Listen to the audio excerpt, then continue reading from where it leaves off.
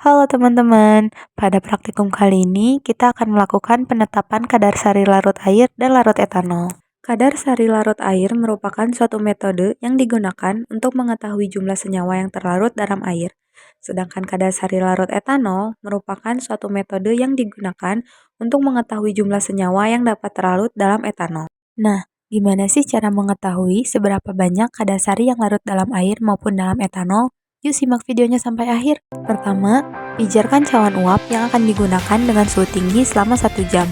Kemudian dinginkan dalam desikator selama 5 menit. Setelah itu, cawan uap yang masih kosong beratnya ditimbang. Tujuannya untuk menghitung berat bahan yang tertinggal setelah penguapan pelarut dan menentukan kadar sari yang terlarut dalam pelarut tersebut. Selanjutnya, timbang serbuk simplisia 5 gram sebanyak 4 kali. Simplisia yang digunakan adalah daun kelor. Setelah ditimbang, keempat sampel tersebut dimasukkan ke dalam Erlenmeyer.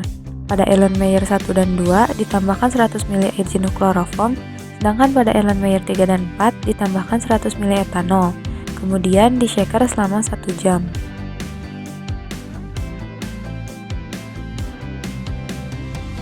Sampel disaring menggunakan kertas saring sebanyak 20 ml, kemudian dimasukkan ke dalam cawan uap.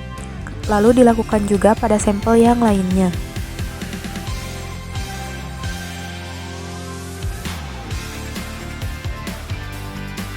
Setelah disaring, cawan yang berisi filtrat sampel diuapkan hingga kering. Di sini kami menggunakan kompor listrik untuk menguapkan sampel.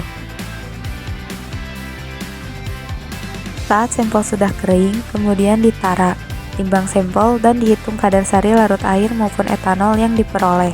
Pada kadar sari larut air pertama, dihasilkan sebanyak 5,6%, sedangkan pada kadar sari larut air yang kedua dihasilkan sebanyak 5%. Dan untuk kadar sari larut etanol pertama dihasilkan 2,8% dan pada kadar sari larut etanol 2 dihasilkan 1%.